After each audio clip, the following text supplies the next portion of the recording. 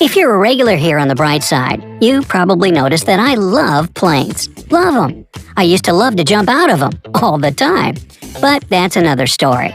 Still, some things about airplanes still seem outright confusing to me. Like, why on earth are airplane windows round instead of square like the ones on your house? And why do the shades have to be up when the planes take off and land? Alright, it's high time for some answers. So, about those cornerless windows. Although it's been around since the 1920s, commercial air travel didn't really take off until the 50s. That's when airplanes started to fly at higher altitudes. It saved airlines tons of money because up there, the air is significantly less dense and aircraft use less fuel. The only drawback of this new development, the plane cabin had to be pressurized. Otherwise, passengers wouldn't be able to breathe at a height of 30,000 feet, and they'd all pass out and miss the in-flight entertainment, which back then was two jugglers and a vaudeville comedian. Well, maybe not that last part. The early box-shaped planes couldn't handle that kind of pressure, so engineers presented a new cylinder-shaped cabin. But even after this upgrade, aircraft still had standard square windows, and that turned out to be a grave mistake. Several airplanes were torn apart right in the air because of it. You see, the pressure builds up exactly in the corners, making them ultimate weak spots. If each square window has 4 vulnerable spots, it's likely to shatter under the enormous stress that comes with keeping the cabin pressurized for passengers at high altitudes. Luckily, making airplane windows curved solved this problem once and for all. Such a shape distributes the pressure and reduces the likelihood of cracks or any other damage. So, you get to breathe easy up there and look out the window without having to worry about it giving way under the pressure. Okay, sounds good. But what about the shades? Why am I always told to keep my window shade up when the plane is taking off or landing? The sun is blazing in my eyes. I'm just trying to sleep here. Well, turns out there are some serious safety reasons behind this too.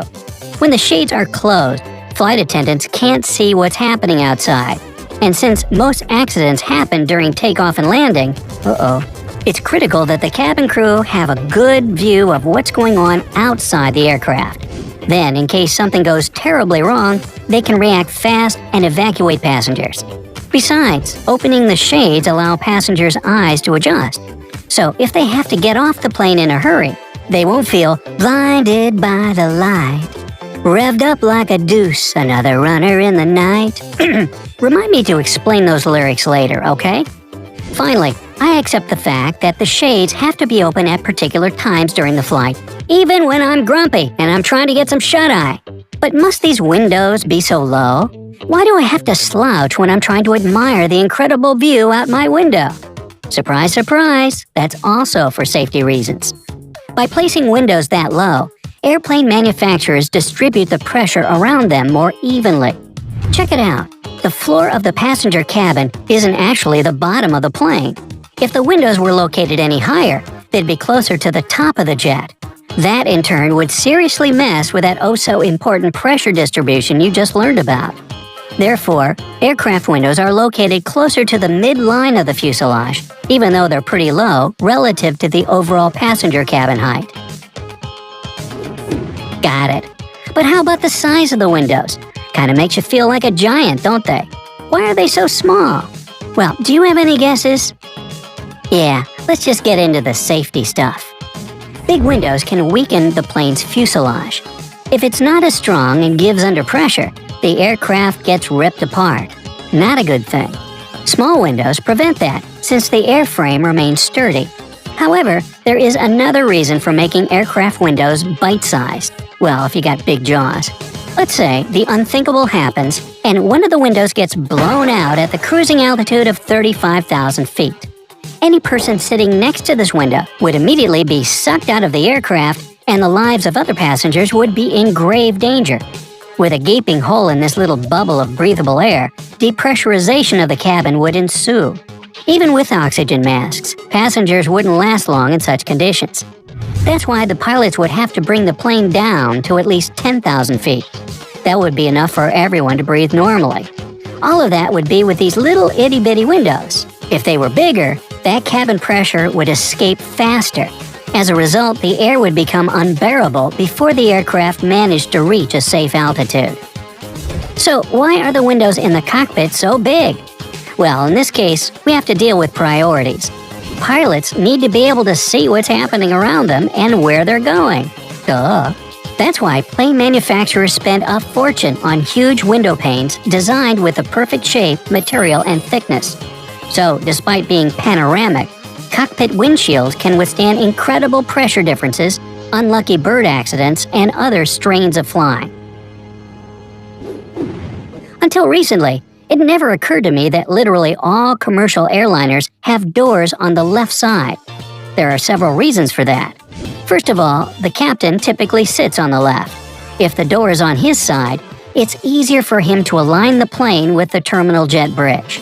Also, pilots need to be able to judge the distance between the wing and the terminal building so they can park right in front of the terminal doors. Finally, while the ground crew fuels the aircraft on the right side, passengers boarding on the left don't prevent them from doing their work. The same goes for baggage loading and unloading.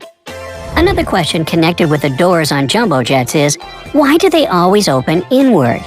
Here's a hint. It's called a plug door. That means the door seals itself thanks to the pressure difference on its two sides. As you know by now, the pressure inside the plane is much higher than it is outside. This pressure literally forces the door in its socket and prevents it from opening until the pressure becomes equal. In other words, instead of relying on the door's lock, which can let you down, with plug doors, you take advantage of Boyle's law, which explains how pressure and gases are related. That's why it's impossible for a person to open a pressurized airplane door mid-flight. Each square inch of this door feels the pressure of 6 pounds of weight. So to open it, you'd have to pull with a force of 1,000 pounds. No human is powerful enough to perform such a feat of strength.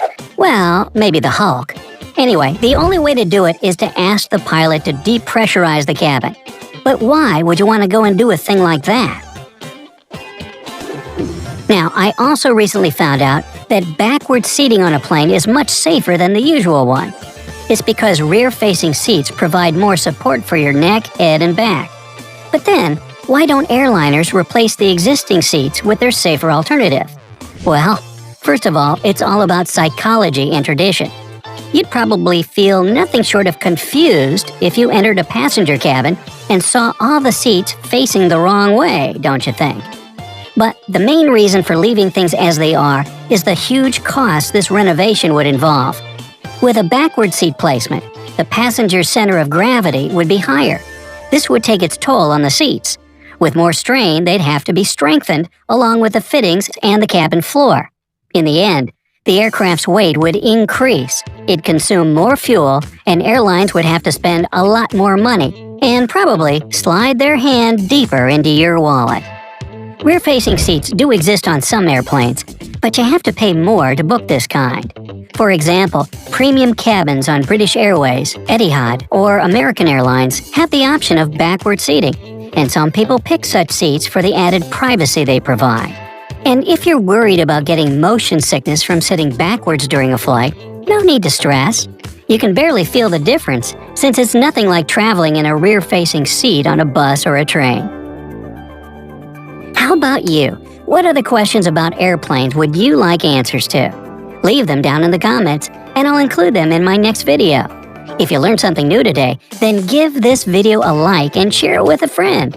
But hey, don't go leaving my plain talk just yet. We have over 2,000 cool videos for you to check out. All you have to do is pick this left or right video, click on it, and enjoy. And remember, stay on the bright side of life.